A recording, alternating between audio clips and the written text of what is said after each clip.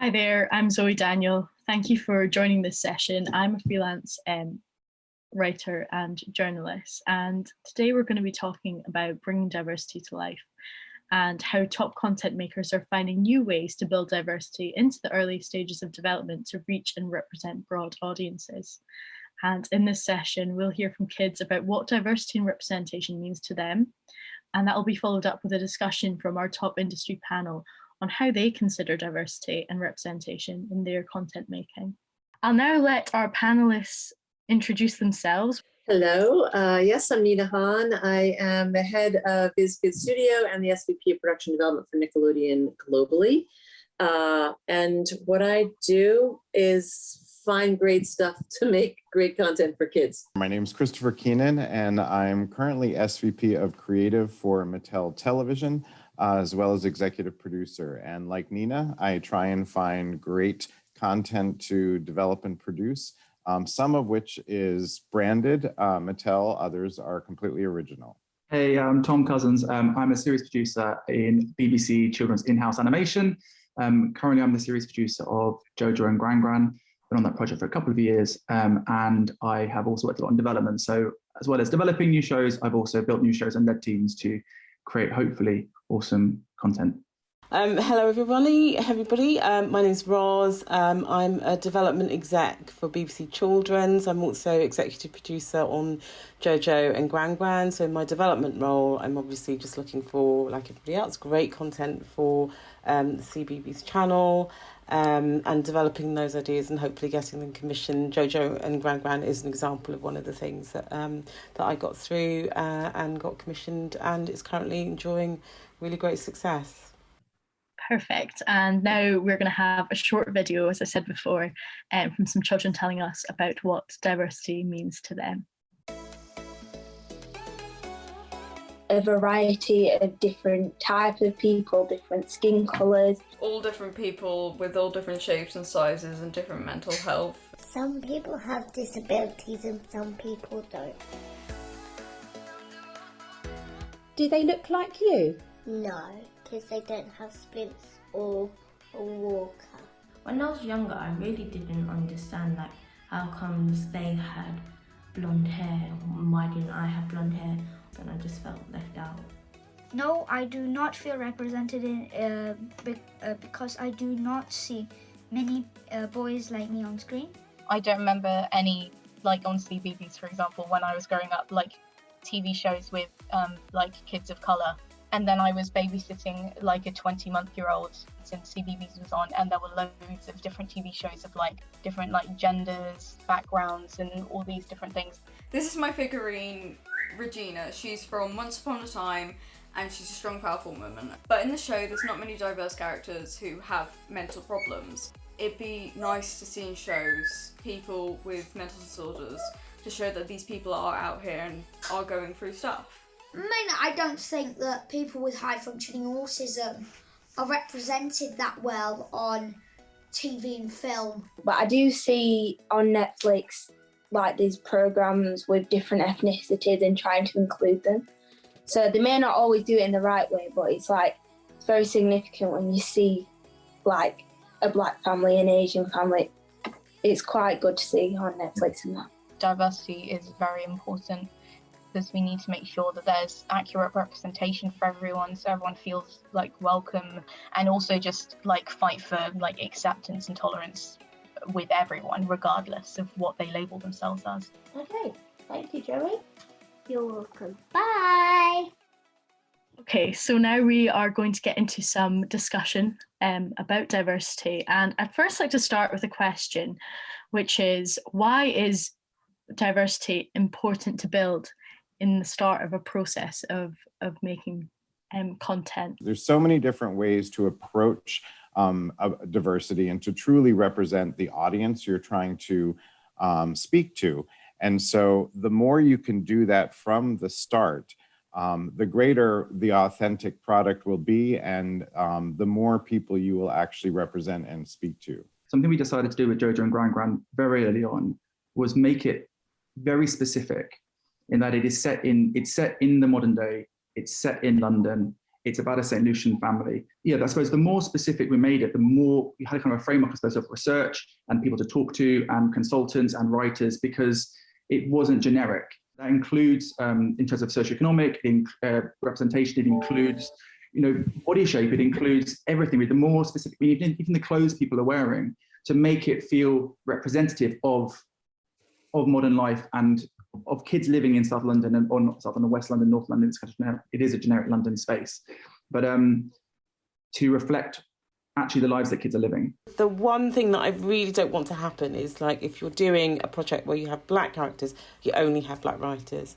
Or if you're doing something with predominantly white characters, you only have like white, writers or whatever.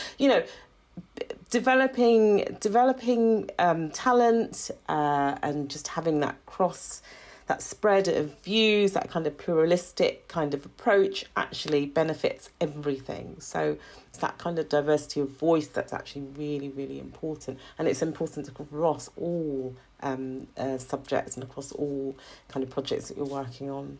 It's absolutely crucial that we're all doing that, and we're creating the space for this wide variety of voices and experiences to be shared.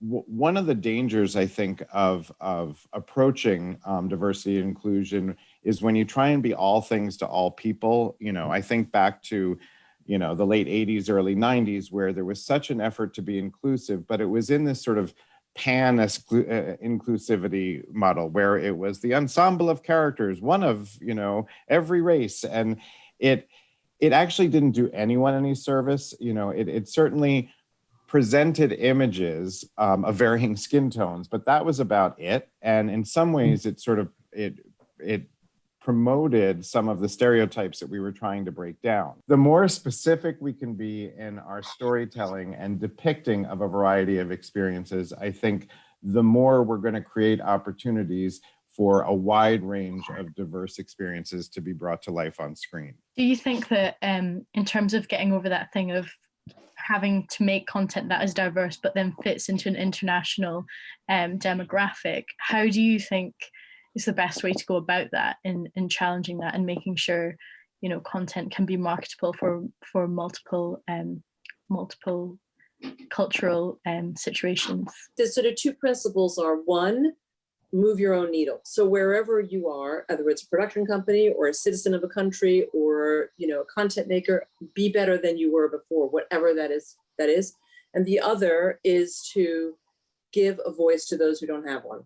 Also, just trying not to fall into presenting stereotypes on screen. Just because you want something to be popular globally, it doesn't mean you have to fall into stereotypes. And I always think, you want to create fully rounded characters, and characterization is the thing that's going to make your characters pop. So actually concentrate on that. We just faced a situation recently where a character that we're developing and a character that's in a show identifies as non-binary. And as we've thought about places where that is going to be culturally problematic or not well received, or, how can we address that? And we're not willing to compromise who that character is, but we're also, the fact that this character is non-binary is not integral to the story, it's integral to the character. And so we recognize we may need to compromise in how we identify this character, but not necessarily how we depict this character. In terms of, in general, have you learned anything new about consumers and audiences through creating diverse content? We just have rolled out a live action show called Goldie's Oldies. We felt there was nobody on the air to show young kids what older people looked like and felt like. And, I'm ancient, so it was easy to be a supporter of the show.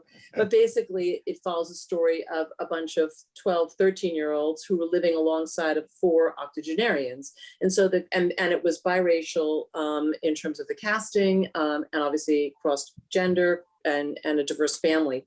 So it had a lot of different web marks to it, but to put those all together, it was a great petri dish for perspectives that were very different, again, from a very organic storytelling perspective, where this group came together to live under one roof. That's really interesting.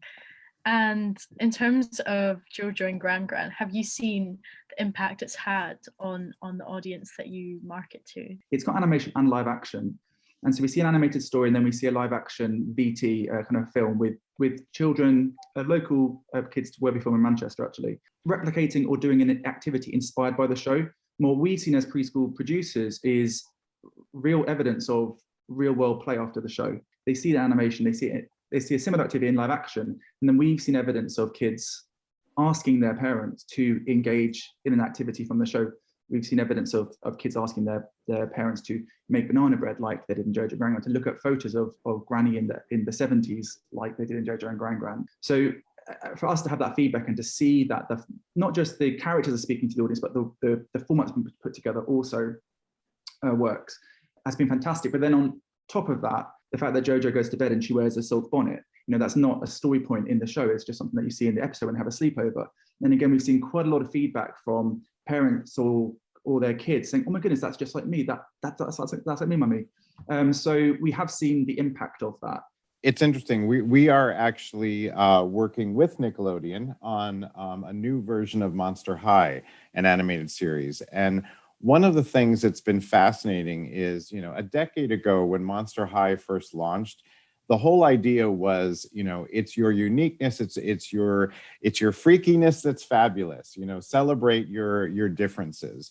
And now, a decade later, the world has changed so much and the kids have changed so much that being different, being an outsider, being unique is sort of the norm. And that's sort of accepted versus a decade ago when it wasn't. And that was why, there was sort of the need for Monster High as kind of a metaphor for all the isms and tackling them. And now what we're finding is that, certainly we want to celebrate diversity, we want to be inclusive, but it's almost like, being different is not enough. It's what you do with that difference that makes a difference. Yeah, I think that's so true. I think especially as a 90s kid, and a person of color, I think that issue of, representation regardless either makes people more aware of the others around them or makes children that are a little bit different feel more seen and feel a bit normal. And in terms, I'm going to direct the conversation a bit further on and talk a little bit about diversity quotas. Do you have any quotas in place in terms of Mattel and Viacom? Has it made a difference? Are diversity quotas enough? And I want to go to Nina first and kind of talk a little bit about the No Diversity, No Commission project you guys have. For us, it wasn't only about the characters and the stories that you tell and the people who are behind the writing, but it was also about our company itself and how we could make a big difference. And one of the places where we felt we could make an incredibly strong stand was the simplicity of no commission, no diversity, no commission. This particular initiative has been incredibly fluid, incredibly nimble, and every group within it, of course, there's a lot of brands at Viacom, not just Nickelodeon, but every brand in it has been able to take that mantra and use it as a guiding principle for how we work and with whom we work. And that's by extension where when we work with a production company in Australia or in South Africa or in New York City, we're asking them to move their own needle and to make sure they're giving voice to those who don't have a voice. That means on set, off set, on camera, off camera, in script, off script, in anywhere that you can.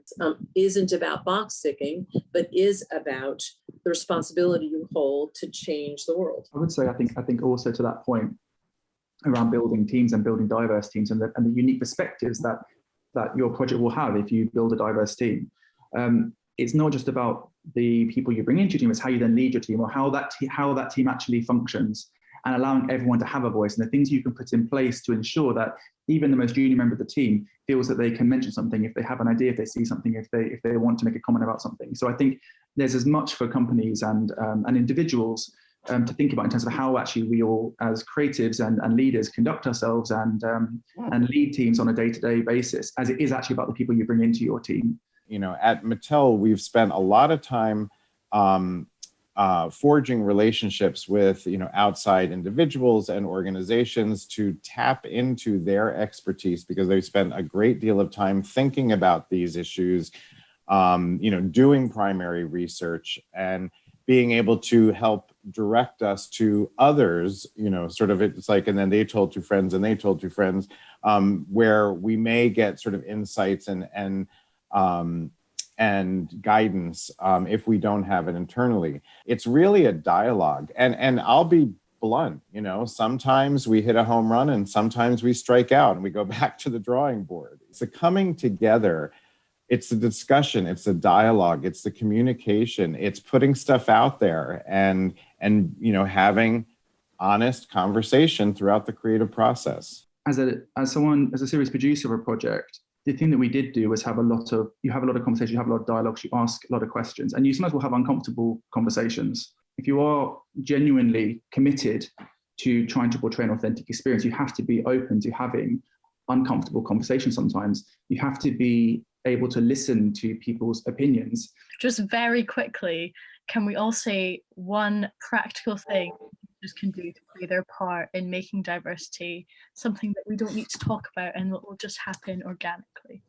Just move your needle. That's it. I think it's just really, however you can do it, be better, small, medium, or large, and don't stop being better. Totally agree with that, about pushing the needle and in any way that you can. And then thinking practically about the things you can actually do. So you can, at the end of your project, you can say, actually, I've done this and this and this. And so, for example, again, one example we can give on Jojo and Gran Gran is about the number of emerging writers that we've worked with. So, we've worked with a higher proportion of emerging writers than I've worked with before. But in order for that to work, what we've also done is build into our pipeline longer schedules, and we've built in more feedback time for those writers. So that's a very practical thing that we've done from the very beginning to ensure that those writers will succeed and we will actually can work side by side with really established writers. So as a practical thing, actually looking at what you can tangibly do with your budget, your pipeline, to support different creatives, something that I would say. I would also echo to some degree what both Nina and Tom are saying. To me, the practical thing you can do is take risks. Whether it's pushing your own needle, whether it's trying, an emerging writer, whether it's pitching something that hasn't been pitched before, that doesn't quite fit the mold. The more creative and business risks you can take to further the journey, the better. Just try not to be reductive. So when you're thinking about, who are your characters? They're more than the sum of their parts. They're make them rounded characters. A Black character doesn't have to be a certain way, or, a character with a disability doesn't have to be a certain way. Just think about those characters as rounded individuals. But I'd also say when you're employing people, don't think about it as a box ticking exercise. So, people who are from different backgrounds with different life experiences bring different things to your project. So use that and make your product better by using that breadth of life experience.